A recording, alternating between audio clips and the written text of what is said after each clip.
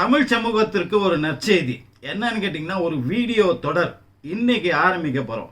Shortcut technique அப்படின்னு தலைப்பு வச்சு, ஏன் இந்த தலைப்பு அப்படின்றது போக போக உங்களுக்கு புரியும். அதாவது லா ஆஃப் அட்ராக்ஷனை பேஸ் பண்ணி இந்த சேனல்லையும் சரி, பேச்சுலர் ரெசிபிஸ் சேனல்லையும் சரி, ஏகப்பட்ட வீடியோக்கள் போட்டிருக்கோம். அது ஒன்று ஒரு பூன்னு வச்சுங்க.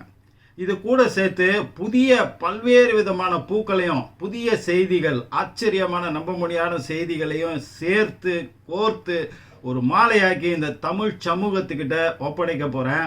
இதை கழுத்தில் சூடிக்கொள்கிற ஒவ்வொருத்தருடைய வாழ்க்கையிலும் இனி அற்புதங்கள், அதிசயங்கள் நடக்கும். நினைச்சது நடக்கும், தொட்டது தொடங்கும். அதுக்கு நான் கேரண்டி இல்லை, நீங்களே உங்களுக்கு சாட்சியாக இருக்க போகிறீங்க. ஸோ இதில் வரப்போகிற வீடியோக்கள் அத்தனையும் விடாமல் சின்சியராக ஃபாலோ பண்ணுங்கள். அதில் ஏதாவது செய்ய சொல்லியிருந்தா அதை நம்பிக்கையோட, முழு நம்பிக்கையோடு செய்யுங்க. கண்டிப்பாக உங்கள் வாழ்க்கையில் பெரிய ஒரு மாற்றம் கண்டிப்பாக இது ஏற்படுத்தும்.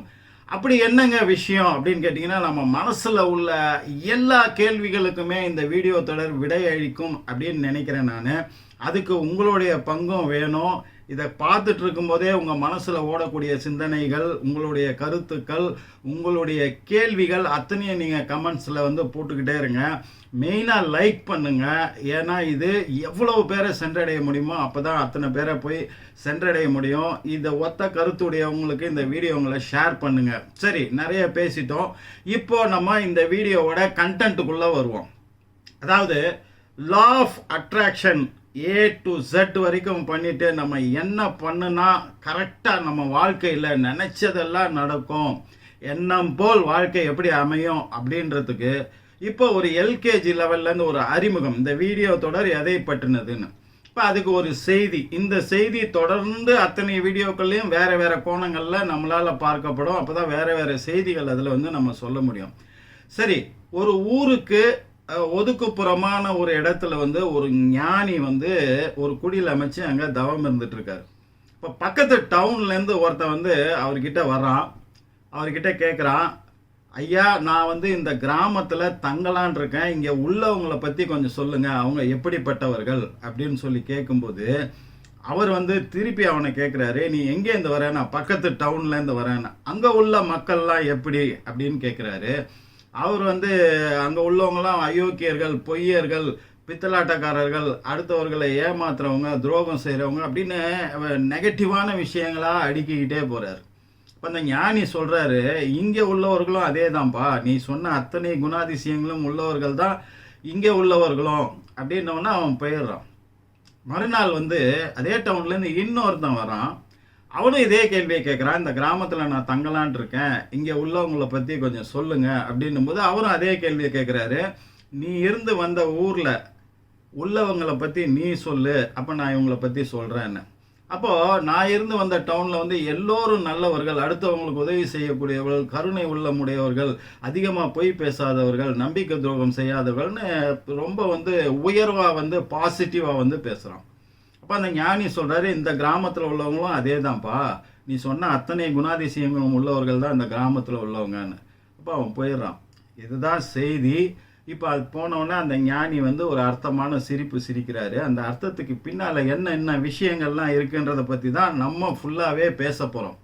அதாவது மேலோட்டமாக பார்க்கும்போது ஃபஸ்ட்டு விஷயம் எடுத்துக்குவோம். இந்த ஒரு கதை சொன்ன விஷயம் என்னன்னு கேட்டிங்கன்னா, நாம் அடுத்தவர்களை எப்படி பார்க்கிறோமோ அப்படித்தான் அடுத்தவர்களும் நம்மளை பார்ப்பார்கள். நாம் ஒரு விஷயத்தை எப்படி பார்க்கிறோமோ அப்படித்தான் அந்த விஷயம் நம்மை பார்க்கும். இந்த உலகத்தை நாம் எப்படி பார்க்கிறோமோ அப்படித்தான் இந்த உலகம் நம்மை பார்க்கும். இந்த பிரபஞ்சத்தை நாம் எப்படி பார்க்கிறோமோ அப்படித்தான் இந்த பிரபஞ்சம் நம்மை பார்க்கும். இந்த இயற்கையை நாம் எப்படி பார்க்கிறோமோ அப்படித்தான் இயற்கை நம்மளை பார்க்கும். நாம் எப்படி கடவுளை பார்க்கிறோமோ அப்படித்தான் கடவுள் நம்மளை பார்ப்பார். சரி, இதுக்கு எல்லா அடிப்படை இப்போ அதுலேருந்து ஒரு பாயிண்ட் எடுக்கிறோம். நாம் எப்படி இந்த பிரபஞ்சத்தை பார்க்கிறோமோ அப்படித்தான் இந்த பிரபஞ்சம் நம்மை பார்க்கும் அப்படின்ற பாயிண்ட்டு வெரி வெரி இம்பார்ட்டன்ட். இப்போது நம்ம எப்படி பார்க்கணும் அப்படின்றத இந்த வீடியோ தொடரில் சொல்ல போகிறோம். அப்போ பிரபஞ்சம் நம்மளை எப்படி பார்க்க வைக்கிறோம் அப்படின்றது ஒன்று. பார்க்க வைக்கிறதன் மூலமாக அது கொடுப்பதை நாம் ரிசீவ் எப்படி பண்ண போகிறோம். அப்போ ரிசீவ் பண்ணோம் ஃபஸ்ட்டு, அதை கொடுக்கவே, அதை பார்க்க வைக்கணும், அதை கொடுக்க வைக்கணும். அப்போ நம்ம ரிசீவ் பண்ணணும்னா நம்ம அதுக்கு தயாராக இருக்கணும். ஒரு செட்டாப் பாக்ஸ், ஒரு ஆண்டனா, ஒரு ஃபோனு மாதிரி பவர்ஃபுல்லாக அது ஒர்க் பண்ணுற விஷயமா இருந்தால் தான் ரிசீவ் பண்ணும். என்ன தான் பிரபஞ்சம் நமக்கு கொடுக்கறதா இருந்தாலுமே நாம் ரிசீவ் பண்ணக்கூடியவர்களாக நம்மை ஆக்கி கொண்டு இருக்கிறோமா அப்படின்னு. அப்போ அதுக்கு தயார்படுத்துவது எப்படி அப்படின்றது இது எல்லாத்துக்கும் அடிப்படை. இதுக்குள்ளே ஒளிஞ்சிட்டு இருக்கிற ஒரு முக்கியமான விஷயம், நீ உன்னை எப்படி பார்க்கிறாயோ அப்படித்தான் உன் ஆழ் மனது உன்னை பார்க்கும்.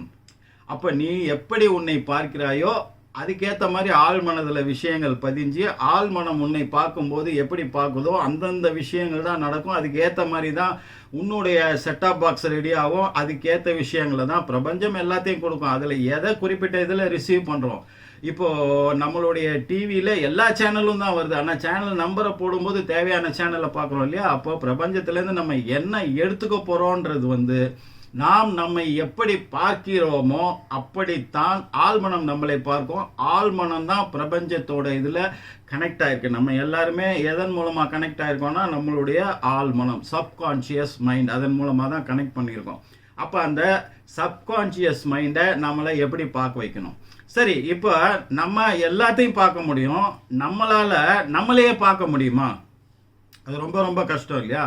நம்மளை நாம் பார்க்க முடியாத போது எப்படிப்பட்ட பார்வையை நாம் பார்க்க முடியும்? நம்மளையே நம்ம எப்படி பார்க்கறது அப்படின்ற ஒரு சிக்கல் ஒன்று இருக்கு இல்லையா? அதுக்கு மிகப்பெரிய விடை, மிகப்பெரிய உதவி செய்வது தான் மிரர், கண்ணாடி. இப்போ நம்ம உலகம் பூரா பாப்புலராக ஃபாலோ பண்ணிட்டு இருக்கக்கூடிய ஒரு லா ஆஃப் அட்ராக்ஷன் டெக்னிக்கை பற்றி தான் இங்கே பேச போகிறோம். அதுக்கு மிரர் டெக்னிக் அப்படின்றாங்க. இது என்னை பொறுத்த வரைக்கும் இது ரொம்ப பெருசாக பேசினாலுமே இது எல்கேஜி லெவல். இப்போ நீங்கள் இது ஸ்டார்ட் பண்ணணும். நம்ம அந்த தொடரை ஸ்டார்ட் பண்ணி கொண்டு போகும்போது அடுத்தடுத்த சிக்கலான விஷயங்களை பற்றி நம்ம பேச போகிறோம். புரிந்து கொள்வதற்கு கொஞ்சம் கடினமான விஷயங்களாக தான் இருக்கும். ஆனால் முடிந்த வரைக்கும் நான் எவ்வளோ எளிமைப்படுத்தி அதை பேச முடியுமோ பேசுகிறேன். அது கொஞ்சம் விலாவரியாக இருக்கிற மாதிரி உங்களில் சில பேர் ஃபீல் பண்ணிங்கன்னா பொறுத்துக்குங்க. ஏன்னா இது அனைவருக்கும் புரிய வேண்டும், சென்று சேர வேண்டும் அப்படின்றது தான் நோக்கம். சரி, இப்போ நம்ம மிரர் டெக்னிக்கு வருவோம். ஏன் இந்த மிரர் ஒன்று தான் நம்மளை அப்படியே பிரதிபலிக்குது. நம்ம செய்கிற ஆக்ஷன் அதுவும் செய்யுது, நம்ம பேசுகிற மாதிரியே அதுவும் வாயசைப்பு பண்ணுது. எல்லா விஷயங்களுமே நம்மளை அப்படியே பிரதிபலிக்கக்கூடியது. நம்ம கண்ணாடி முன்னாடி நிற்கும் போது தான் நம்ம அப்படியே நமக்கு தெரியும். இப்போ மொபைல் ஃபோன் செல்ஃபி கேமராவில் பார்க்குறோம், அதெல்லாம் ஓகே. பட் கண்ணாடி மாதிரி ஒரு பவர்ஃபுல்லான விஷயம் நமக்கு கிடையவே கிடையாதுங்க. அது சைக்கலாஜிக்கலாக நம்ம சப்கான்ஷியஸ் மைண்டை பெரிய அளவில் அஃபெக்ட் பண்ணுதுன்னு அறிவியலாளர்கள் சொல்கிறாங்க. சரி, இப்போ என்ன பண்ணணும்? தினம் காலையில் எழுந்த உடனே நீங்கள் முகம் கழுவிட்டு நல்லா ஃப்ரெஷ் ஆகிட்டு முதல்ல செய்ய வேண்டியது கண்ணாடி முன்னாடி போய் நீங்கள் நிற்கணும். அப்போ ஒரு கான்ஃபிடென்ட்டான ஒரு பார்வை, ஒரு ஹையர் லெவல் போஸ் அப்படின்றாங்க இல்லையா? அந்த மாதிரி கழுத்தை நிமித்தி ஒரு மாதிரி சோகமாக சொங்கியாக அப்படி பார்க்காம நல்லா ஃப்ரெஷ்ஷாக கண்ணில் வெளிச்சத்தோட முகத்தில் சந்தோஷத்தோட அப்படி நிமிர்ந்த மார்பகங்கள் தோளோடு அதை பார்க்கணும். பார்த்துட்டு ஐ லவ் யூ, நான் உன்னை நேசிக்கிறேன் அப்படின்ற வார்த்தையை சொல்லுங்கள். நடுவில் சொல்லணும், இறுதியிலே சொல்லணும். இதுக்கு இடைப்பட்ட இதில் பாசிட்டிவாக நீங்கள் என்னென்ன விஷயங்கள்லாம் சொல்லணும்னு நினைக்கிறீங்களோ, உங்களுக்கு நீங்களே சொல்லணும்னு நினைக்கிறீங்களோ அதை அத்தனையும் சொல்லணும். உங்களை பற்றின பார்வை, பாசிட்டிவான பார்வை. நீ எதிலெல்லாம் பவர்ஃபுல், இந்த விஷயத்தை இப்படி பண்ணியே அதை நான் ரசித்தேன், இந்த இதை இப்படி பேசினியே அதை ரசித்தேன், இந்த சிந்தனை வித்தியாசமாக இருக்கு, மற்றவங்க என்ன சொன்னாலும் சரி இந்த வித்தியாசமான சிந்தனையை விட்டுறாத, நீ பவர்ஃபுல்லான ஆள், நீ அழகான ஆள், நீ அனைவராலும் விரும்பப்படுற, பர்டிகுலராக நான் உன்னை ரொம்ப நேசிக்கிறேன் அப்படின்னு சொல்லிட்டு உங்களுடைய பாசிட்டிவான அத்தனை விஷயங்களையும் ஒரு 5 நிமிடம் நீங்கள் வாய் விட்டு மனசுக்குள்ளே சொல்லணுன்றதில்ல, வாய் விட்டு முடிஞ்சால் தனி அறையில் கொஞ்சம் சத்தமாக கூட நீங்கள் சொல்லலாம்.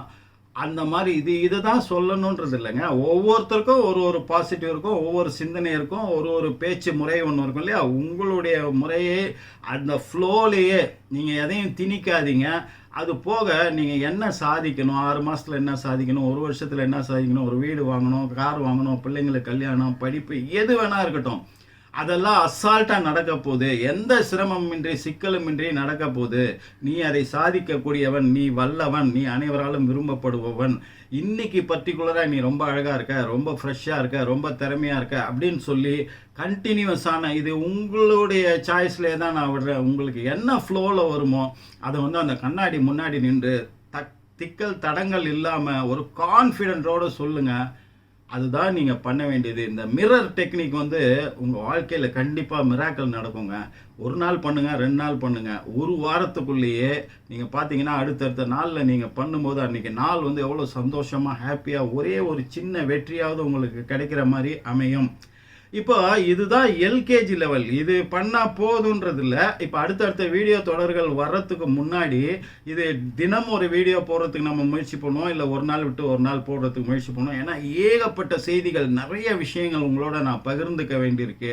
அது வரைக்கும் இந்த பயிற்சி, அந்த மிரர் டெக்னிக் பயிற்சி, இதுக்குள்ளே உள்ள அறிவியல் என்ன, இது இன்னும் எவ்வளோ எஃபெக்டிவான விஷயம்ன்றதெல்லாம் நம்ம டீட்டெயிலாக அப்புறம் பேச போகிறோம். இப்போதைக்கு இந்த பயிற்சியை நம்பிக்கையோடு பண்ணுங்கள். அடுத்த பார்ட்டில் உங்களை நான் சந்திக்கிறேன். அதுவரை உங்களிடமிருந்து விடைபெறுவது உங்கள் AJH. நன்றி.